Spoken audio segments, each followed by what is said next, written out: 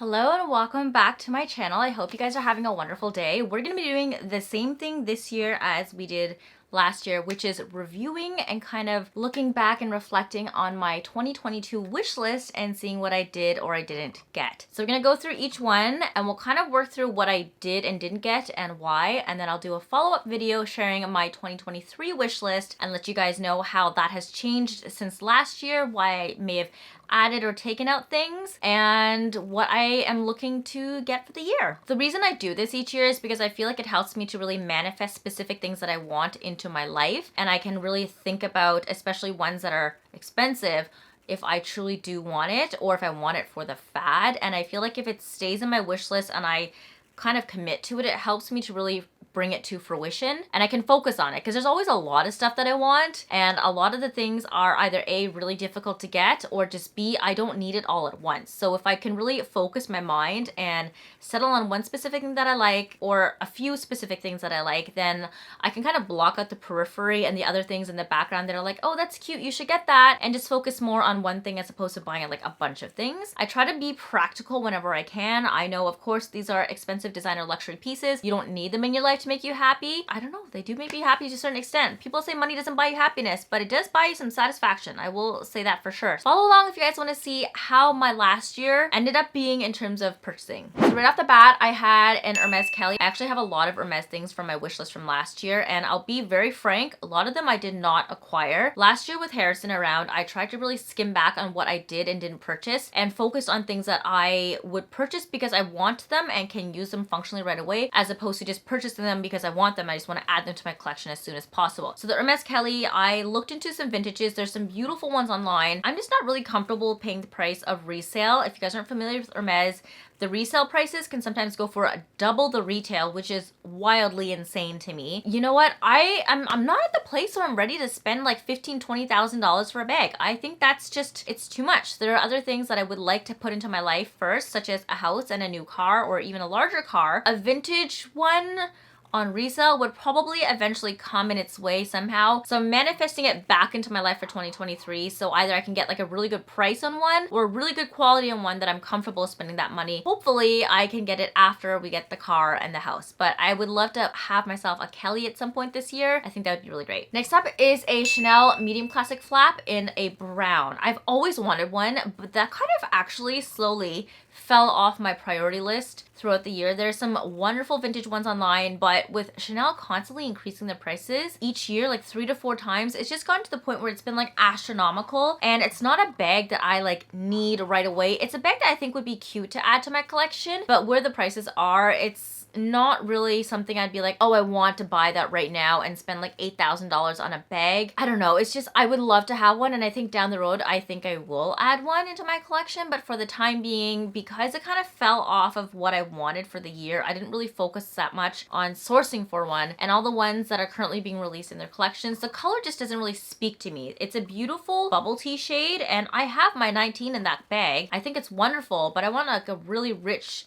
deep brown tone that I just don't think is really feasible right now. I had to get that in the secondhand market. We are going to Japan in May, so maybe I'll see if I can find one there if I'm lucky, but it's not like high up on my priority list either, so I didn't end up purchasing that from last year. Again, another one, a Chanel medium cream classic flap with gold hardware. Once again, what am I doing with a white bag? First of all, I have a child right now. I think that's a great piece to add to my collection down the road. I'm gonna manifest that out of my life for 2023 because there's some other bags I'd rather have before that, but it's still a bag that I would like eventually one day. So I just didn't end up adding that to my collection last year, and I'm okay with that. And I think there's a very specific shade of cream that I want too, so I don't want to just get any bag that pops up on the market for me. I'm gonna wait for the right one. It wasn't the year for it last year, but it's still gonna be in my wish list for down the road when there's the right time for it. Another Chanel bag, I had a lot, essentially in all the colors. I would love a vintage black lambskin with gold hardware in a medium. I think that's very possible this year if I go to Japan and I'm looking for one there. We're going to Paris first. I'm going with Mel for Bachelorette, and then I'm meeting Peter in Tokyo. So if I don't land anything while I'm in Paris,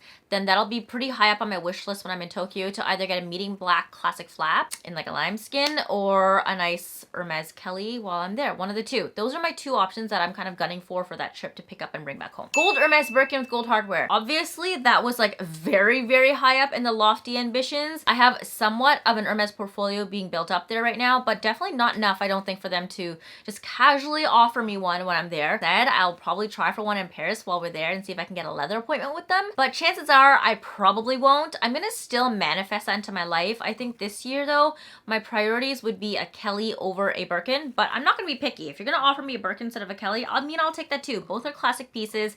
I definitely know I want a Kelly 100% sure in my closet. A Birkin is gonna be one of those like solidified timeless pieces I would love to add to my collection just to have to build out in general. The Hermes Picotin 18 with the Clemence leather and a lock with a gold hardware. So if you guys may have watched some of my previous videos, then you will know that I got that bag, but in the 22 size as opposed to the 18. So I would kind of say I've manifested that into my life, just not the exact same size. And now that I have it in the Nata leather, which is originally what I wanted, I essentially had everything that I wanted in that bag except for the size. I actually really like the 22 size. It is perfect as an everyday like elbow bag. I can fit a lot into there. I still would love the 18. I think it'd be a really cute size to have. I recently discovered a beautiful shade of blue called Bleu Lin. I've never seen it in person before, but it's stunning. I thought I wanted it in the Bleu Brume, which is a very light white pastel-y blue, almost to the point that in certain lightings it looks white. The Bleu Lin looks a little bit more vibrant and mixed together with gold hardware, chef's kiss. So I think I'm gonna swap out the Picotin 18 in the Nata shade for this year and kind of manifest the Bleu Lin into my life. It would be nice to have. Definitely not high up on my list either. It is a new color to Hermes though, apparently. They released it last year. So I'm hoping, fingers crossed, that they'll have one available at some point. I think it'd be really cute to have all the Picotins in the 3 sizes that I like, the 14, the 18, and the 22. So in the 18 size, I think I would really like that blue color now for this year. The Hermes Oran sandals in black. So I actually thought I really wanted these originally, and I think I will add them eventually into my shoe collection because I would like to have the gold, the white, and the black. I already have the gold and the white, and they fit perfectly. I wear them all the time. The black is beautiful, but also looks a little bit simple. For the price, I actually ended up replacing the black mentally in my head down the road with the white in the Oasis, which is essentially the Oran sandals with the wood block heel at the end. I found that I wore the white Oran sandals so much every day in the summertime that I wished I had something a little bit more sophisticated and elegant to wear to something a little bit more formal, like a wedding or like an evening dinner party. So flat shoes, you need a little bit of elevation to kind of like turn up the elegantness of it. So I looked at the Oasis, tried them on. They're just as comfortable as the Oran sandals for me. It is on my wish list now for 2023 to secure the Oasis in a white size. Spoke to my essay recently. I have a new one now. He thinks he can make it happen. They usually never have it in my size, which is really freaking annoying. Yeah, that's just keeping my fingers crossed. I think that's more of like a practical purchase than anything because that is a hole in my closet that I'm trying to fulfill. Apparently, I just really like white shoes. I've gone through so many white sneakers. I love my white like sandal heels, and now I just want to add the white Oasis to my collection, and I think it's gonna really give me a pair of shoes that are comfortable, a little bit classier than just the Oran sandals because they're not flat, and still fairly comfortable because it has a block heel. I'm very, very much going to be looking to adding those to my collection this year, 100% for sure. The Oran black sandals, maybe eventually down the road. That would be cute to have. Next up on the list is the Hermes Gamma belt in 13 millimeters, either like the gold or white Nata leather and gold hardware. So I tried as I might everywhere online, look for it, in Canada at least, and they legit never had the buckle and gold hardware for me. So I kind of settled on the fact that like maybe they just don't sell it anymore. Maybe they stopped manufacturing it and it only comes in the silver or the rose hardware. Or maybe they only manufacture it in the silver or the palladium, I think, or the rose gold hardware. Lo and behold, I found the belt when I was in Milan. Of course, Milan, it is the head of all fashion in Italy, and I purchased the belt there. No, wait, actually, I purchased my belt in Florence, and then in Milan, I purchased some other things, not from Hermes though. So I found the belt there and I was very happy with it. I didn't end up getting the Nata and gold combination. I ended up actually getting the étoupe in black. They just didn't have the Nata and gold anywhere that I looked, and because it's a belt kit you can take off the buckle, I figured eventually down the road I can get the Nata and gold my own and kind of just put the buckle onto there. My priority was getting the gold buckle, which they did have for sure, so I was very happy with that. So I got the étoupe in black and I surprisingly used those colors so much. I noticed how much cool tones I have in my closet, and I frequently gravitate to the étoupe side. Very much surprised myself with it, so I'm very happy with that purchase. And instead of going for the 13 millimeters, I actually sized up a little bit. I think I went to 18. I think that's the next size. So I tried the 13 on. It is beautiful, but it is too slim. Like it looks like a string around your waist. In theory online, it looked really pretty, but in person, it was just not the right width. When I tried on the 18, and I'm pretty sure that's the one, I might be wrong, it might be 24, I can't remember exactly. It was perfect, like the perfect size. So I would strongly recommend try on the two in person to make sure you have the right width that you like. I wanted to be able to use a belt either high up as like a waist cinching one if I'm wearing dresses, or low down when I'm wearing pants, more closer to my like my hip bones. And that width works perfectly. It's like not too thick up here, not as thick as my Dior belt for sure, but it's not too thin that I can't wear it around my belt loops when I'm wearing pants that are a little bit more low slung, and it doesn't look wild. So I feel like I can safely say I've crossed that off of my manifestation list, and I think I truly liked it because I put a lot of effort into searching for that belt when I was traveling everywhere, and I'm glad that I have it now. Next would probably be to add the gold and Nata actual belt, the leather piece itself, so I can interchange and swap between the two down the road. So next up was the Hermes Avalon pillows in gold. Obviously, as you can see, they don't exist. I primarily wanted them for the primary bedroom so I can put them against this. They have been in like low inventory and just not in stock for the past like 6 months to a year, so it's been really hard getting a hold of them. You can put down a deposit for the pillows if you would like. I want two, so I'm kind of thinking that if I don't really find anything from Hermes in the next few months or so, I might just put down a deposit on my pillow and get one so I can get one here and then wait for another one to eventually show up and have two matching ones. I feel like my room is now converting more of like a beigey brown tone that I'm going towards now that we have these brown side tables and this kind of like beige body pillow here that's extremely comfortable, by the way. If you guys have never purchased a body pillow from Parachute Home and you're looking for a body pillow, I highly recommend this one. It used to be very blue and a little bit more masculine, and I think that really helps to pull a lot from the gray at the back of our bed frame, but I'm just like, I'm over this phase of this bed frame now and I kind of want a simpler, more beigey one, so we'll see. But I think first step is to add the two Avalon pillows to here, and of course I don't have them, so I'm gonna re-add them to my list for 2023 and see how it goes. I definitely still for sure love the gold color of that collection, so I'm going to continue with that one. I don't think I would stray yet, maybe to the gray in the Avalon 3 down the road, because I also think that's very beautiful when we have like a guest room that I do want to dress up in the future. The Van Cleef and Arpels Sweet Alhambra necklace in gold and mother of pearl. I don't have that. I tried to convince Peter, actually funny story, to get that for me as my push present when Harrison came, and that's kind of what we had been discussing, but he ended up being very firm on the concept that he was not a fan of push presents, so I was like, you know what, that's okay. I don't want to force you into buying something, and I'd rather just get a gift from you wanting to give me a gift. So we just kind of tabled that discussion. I still do very much want that necklace for myself, and I think in terms of jewelry, I'm gonna branch out a little bit more to fine jewelry this year and a little bit less on costume jewelry, just because they wear so much better on me. I'm somebody who doesn't really take care a lot of their jewelry, and I want something that's gonna last a long time. I do take them off when I'm going to shower, but I don't know, I feel like when it comes to jewelry, I want pieces that I can build a collection with and pass down as heirlooms in the future. So I do want to acquire that one for myself this year. That is definitely high up on my list. I don't have it yet, but I will eventually acquire it and add it to my collection. Next, obviously, is a house.